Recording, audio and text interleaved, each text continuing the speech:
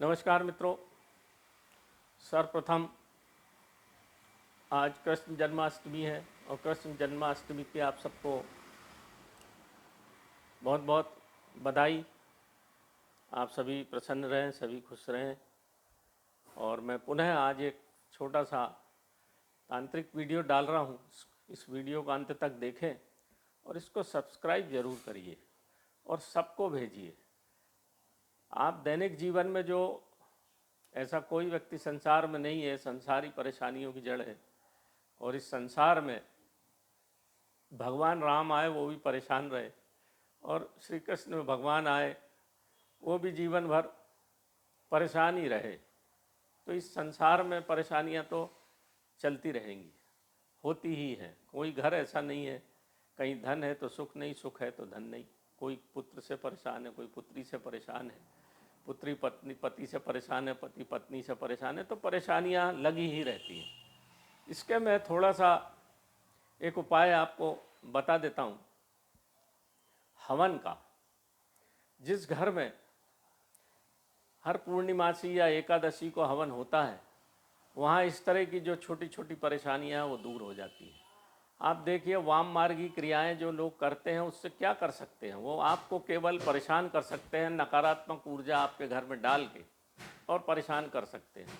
नकारात्मक ऊर्जा आपके घर में तभी आएगी जब आपके घर में सकारात्मक ऊर्जा नहीं होगी, है ना। तो क्या होता है, जैसे चोर किसी घर में जब ही प्रविष्ट होगा जब उसका दरवाज़ा कमज़ोर होगा।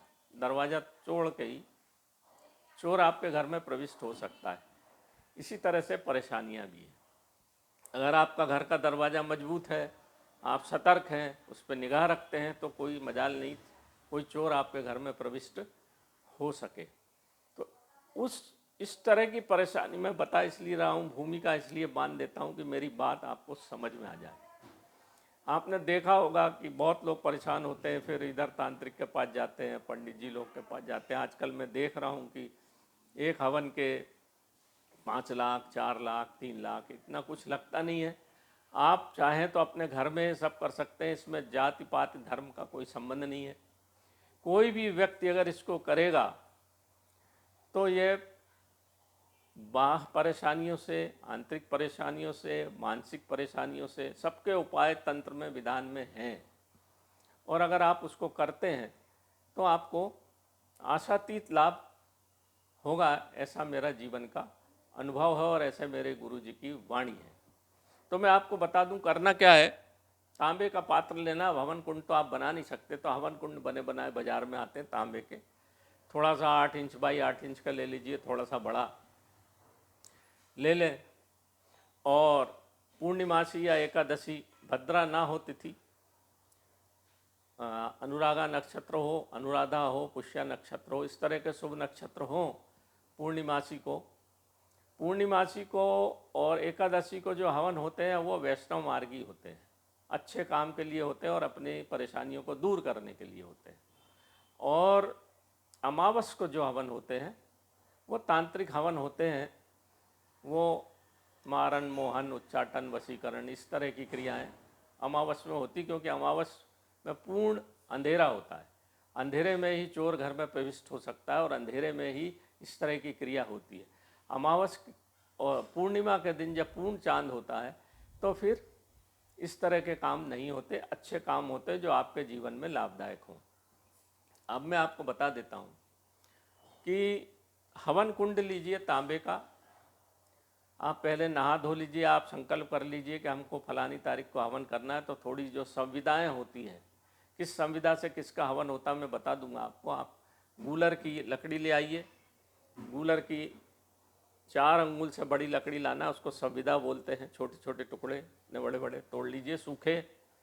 और सफ़ेद अकहुआ की लकड़ी है ये गूलर है। ये सफ़ेद अकाव की लकड़ी है। मैं बता दूंगा किसके लिए क्या हवन करना है। ये मैं बता दूं संविदा कैसी लाना। सूखी लाना। इसकी सफ़ेद अकाव की अगर जड़ मिल जाए तो बहुत अच्छा, नहीं तो लकड़ी तो सूखी तोड़ लीजिए। गूलर की भी सूखी मिल जाती है। गूलर ब्रह्म वृक्ष है मित्रों। ये बेर है, बेर की सूखी लकड़ी तोड़ लीजिए। ये सफ़ेद पलाश की है, ये लक्ष्मी के लिए हवन होता है इससे। इसको बस ऐसा नाप के और सवा अंगुल से तोड़ लेना है, यहाँ से सवाया जरूर होना चाहिए। ये है जगत मोहिनी। जगत मोहिनी का फल है ये, बिल्कुल अकाव की एक प्रजाति है छोटी, कीमियागिर भी ढूंढते हैं इसको। ये इसका फल है, ये इसकी पत्तियां हैं और ये इसके बिल्कुल अकाव के जैसे पुष्प हैं। अगर आप देख पा रहे होंगे तो ये बिल्कुल अकाव के जैसे पुष्प हैं। ये जगत मोहिनी है। मोहन क्रिया के लिए आप इसका हवन किया जाता है। अब मैं आपको पूरा चित्र बना के समझा दूं तो बेहतर रहेगा, मैं समझता हूँ। ये हवन कुंड है तांबे का। इसको जहाँ रखना है इसके नीचे थोड़ी सी मिट्टी रखिए। मिट्टी के पहले स्वास्तिक बनाइए। स्वास्तिक बनाना है आपको, अष्टगंध से स्वास्तिक बना दीजिए। स्वास्तिक में ये निशान जरूर लगाना है, ये जो दिख रहे हैं ना, ये निशान जरूर लगाया जाता है, बिना इसके स्वास्तिक पूरा नहीं होता। स्वास्तिक बड़ा अद्भुत चीज़ है, इस पर बहुत रिसर्च भी हो रही है।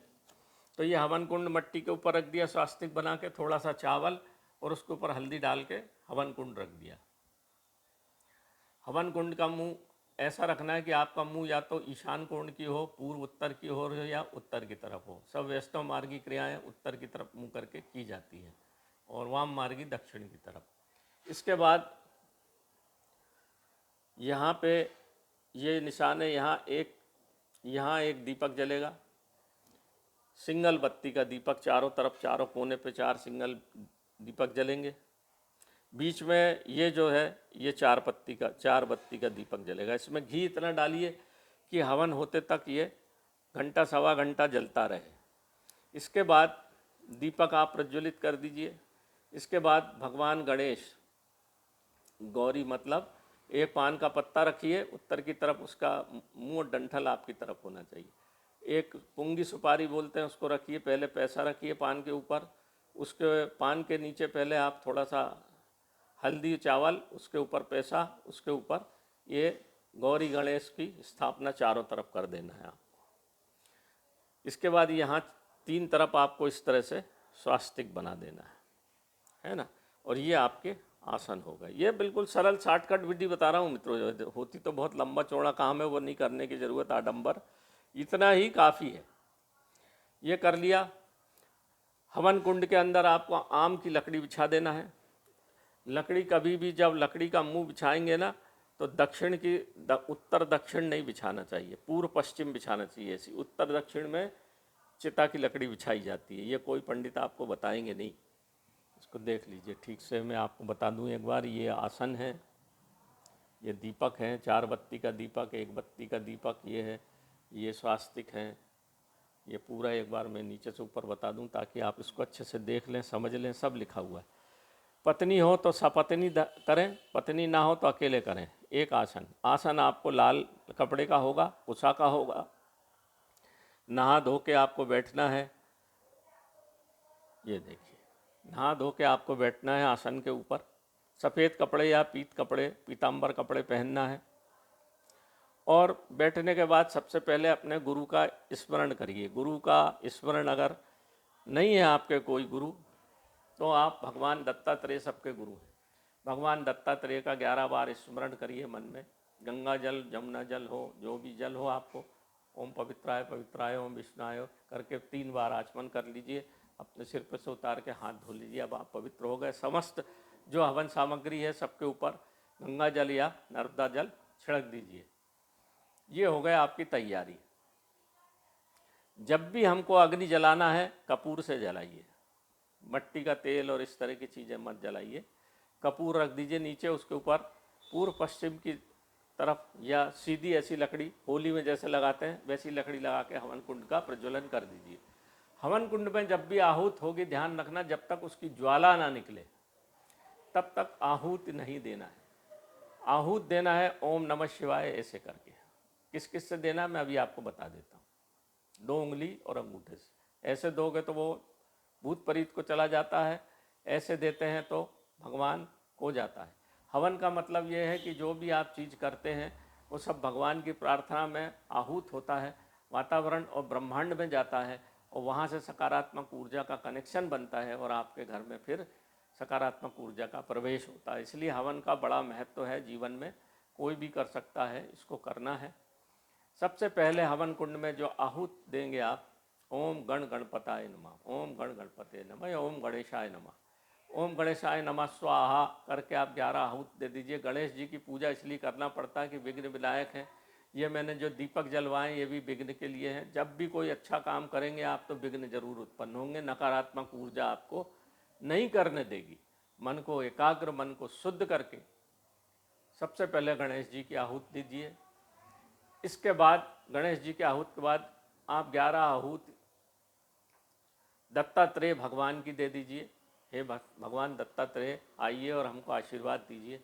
इसके बाद ओम शिवाय नमः 11 आहूति ओम शिवाय नमः। जो धूप रहती बाजार में मिलती उससे दे दीजिए, या हम महेश्वर धूप बनाते हैं हमसे बुलवा लीजिए, थोड़ी थोड़ी सी उसको ओम नमः शिवाय होगा। इसके बाद अपने पितर, आपके माता पिता बाबा दादा दादी जो भी पितर हों उनका नाम लेके 11 आहूत छोड़ दीजिए और ये प्रार्थना करिए कि हमारे घर में ये मंगल कार्य हम कर रहे हैं, हमारे हमारे पितृ, हमारे परमेश्वर, हमारे देवता हमको आशीर्वाद दे। जब भी मंगल कार्य आपके घर में होगा पितरों का आह्वान जरूर करना चाहिए, अन्यथा वो नाराज हो जाते हैं। इस प्रक्रिया से पितृदोष भी दूर होता है।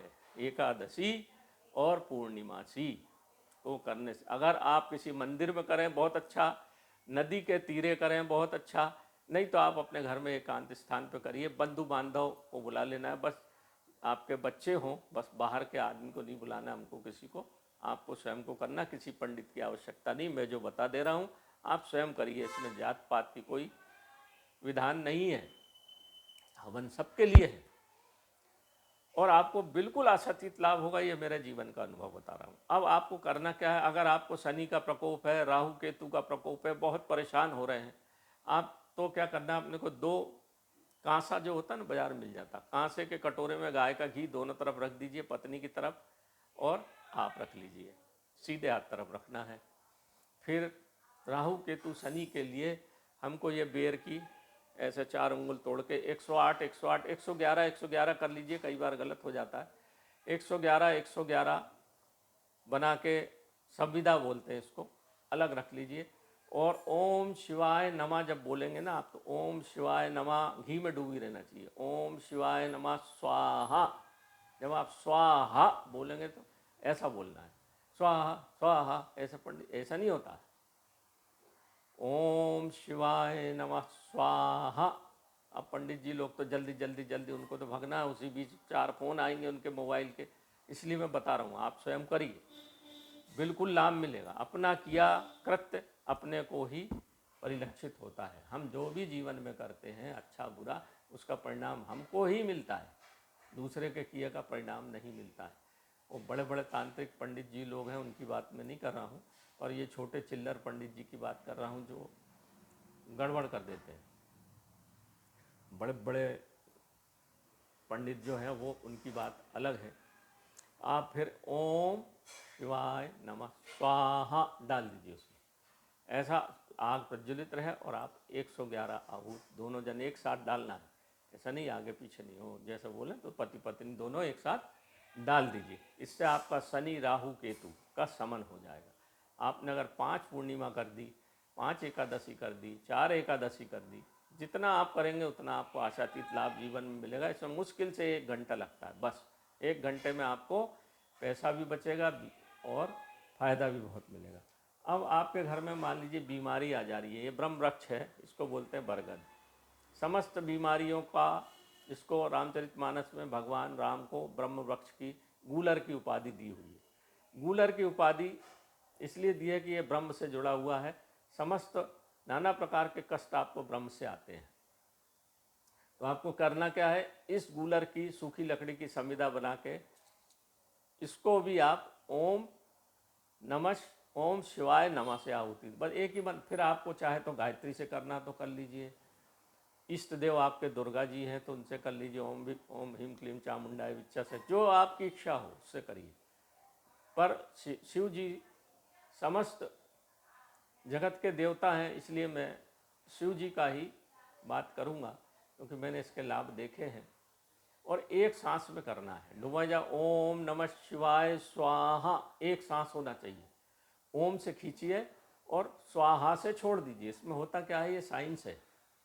ओम के साथ आपके अंदर जो पॉजिटिव ऊर्जा आती है, और जब हम स्वाहा बोलते तो जो नकारात्मक ऊर्जा है सांस के माध्यम से बाहर निकल के जल जाती है। ये कोई नहीं बताएगा आपको, हवन तो सब कराएंगे, पूछना आप, बताएगा कोई नहीं। ये बड़े बड़े जो गुरु महाराज होते हैं, जब उनके सानिध्य में रात को बैठो तो फिर वो कुछ प्रसाद बांट देते हैं। तो जो प्रसाद मेरे को मिला है मैं आपको बांट देता हूँ, क्योंकि ये जीवन का भरोसा नहीं है। जो कुछ मिला है बांट दो ताकि सबका लाभ हो। इसलिए मैं बार बार कहता हूँ कि इस वीडियो को सब्सक्राइब करिए, सबको बताइए। ये तो हो गया बीमारी आजारी, घर में रोग की शांति के लिए। सफ़ेद पलाश लक्ष्मी के लिए, लक्ष्मी कहीं अवरुद्ध है, सफ़ेद पलाश की लकड़ी ना मिले लाल पलाश से कर दीजिए, कोई फ़र्क नहीं पड़ता। सफ़ेद मिल जाए बहुत अच्छा, नहीं तो लाल पलाश से कर दीजिए। अब ये है सफ़ेद अकाव, ये गणेश जी का प्रतीक है। कितने भी प्रकार के आपने देखा होगा कि पैसा नहीं आ रहा है, शादी नहीं हो रही है, ब्याह नहीं हो रहा है, परेशानी आ रही, कोई काम करने जाओ होता नहीं है, तो ये गणेश जी के आह्वान के लिए इसकी संविधा से होता है। सफ़ेद पलाश की, सफ़ेद अकाव की लकड़ी से, जल मिल जाए, जड़ मिल जाए बहुत अच्छा, नहीं तो लकड़ी खूब मिलती है। सफ़ेद ना मिले नीले से कर दीजिए, कोई बात नहीं। तो ये है मोहन आपका मोहिनी के लिए। अगर हमारी दुकान नहीं चल रही है, इस तरह के उपद्रव हो रहे हैं, तो ये भी पलाश का ही एक स्वरूप है, अकाव का ही एक स्वरूप है, सफ़ेद अकाव का। इसका फल है, इसके अंदर से रुई निकलती है जैसे अकाव में निकलती है। ये पत्तियां वैसी हैं, इसमें भी दूध निकलता है। ऐसे तोड़ो, पत्ती को तोड़ दो तो दूध, वैसे ही दूध निकलता है जैसा दूध उसमें निकलता है। फूल भी वही है। इसकी सूखी हुई लकड़ी डंडी से भी हवन होता। हवन तो ऐसे मैं करीब 27 नक्षत्र हैं, तो 27 तरह के हवन 27 तरह की जड़ी बूटी से होते हैं, परंतु वो करने की आवश्यकता नहीं, इतना ही काफ़ी है। इसी से लोग परेशान रहते हैं। तो आप ये करिए और फिर देखिए आपके घर में कैसे सुख शांति होती। मैं ये नहीं कहता आपके घर में करोड़पति बन जाएंगे और धन की वर्षा होगी जैसा लोग, ऐसा कुछ नहीं होगा, परंतु जो अनावश्यक विवाद, अनावश्यक परेशानी, अनावश्यक अशांति जो आपके घर में है, उसका निराकरण जरूर हो जाएगा। जब आप हवन कर लें, पैर पड़ लीजिए, भगवान शिव की आरती गाइए, हवन कुंड से पानी उतारिए 3 बार और क्षमा प्रार्थना करिए कि हमसे जो छोटा मोटा हमने ये किया है, अगर इसमें भगवान शिव कोई गलती हुई हो तो उसके लिए हम आपसे क्षमा प्रार्थी हैं, और हमको आशीर्वाद दीजिए कि हम इसका फल हमको मिले। इसके बाद हवन कुंड को वहाँ से नहीं हटाना है जब तक कि पूरी राख बिल्कुल शांत हो गई। ये हवन आप पूर्णिमासी की सुबह कर सकते हैं, रात में कर सकते हैं, दोपहर में इसका काम नहीं करना है। संध्या वेला में करिए, सुबह करिए, या जब शांति हो जाए तो रात में सबसे अच्छा माना जाता है। 12 बजे के बाद अगर पूर्णिमा हो, उस समय नकारात्मक ऊर्जाएं खत्म हो जाती हैं, तब कर सकते हैं। जैसी आपकी इच्छा हो, जैसा आपका समय हो, वैसा हम इसको करना चाहिए। दूसरे दिन सुबह हवन कुंड की जो राख बचती है उसको ले जाके किसी बहते स्थान पर सिरा देना, उसको कचरे में नहीं फेंकना। उसका थोड़ा सा आप अपने पास रखिए, जब कभी बाहर जाते हैं तो उसका तिलक माथे पे लगा के जाइए, बहुत अच्छा रहेगा। पानी में घोल के स्नान करिए तो बीमारी आजारी ठीक होगी। घर में छिड़क दीजिए, उसको संभाल कर रखिए, नहीं रख सकते तो प्रवाहित कर दीजिए पानी। इसके बाद नैवेद्य लगाना है हमको। घर में जो भी बने खाना भोजन, उसकी 5 आहुति उस हवन कुंड में डाल दीजिए तो उसका प्रसाद हो गया। इसके बाद वहाँ से उठिए, हवन के बाद 5, 7, 11 जैसी भी बने, कन्या का भोज जरूर कराना चाहिए। दूसरे दिन करा दीजिए, उस दिन समय हो तो उसी दिन करा दीजिए। घर की गृहिणी को खीर जरूर बनाना चाहिए। आजकल जैसा मैं देखता हूँ भाई लोग खाना बनाती है, पर यह खाना अगर घर की गृहिणी बनाए तो बहुत अच्छा है। पूड़ी सब्जी और खीर का प्रसाद। कन्या मतलब जो राजस्वला बच्ची ना हुई हो उसको कन्या बोलते हैं।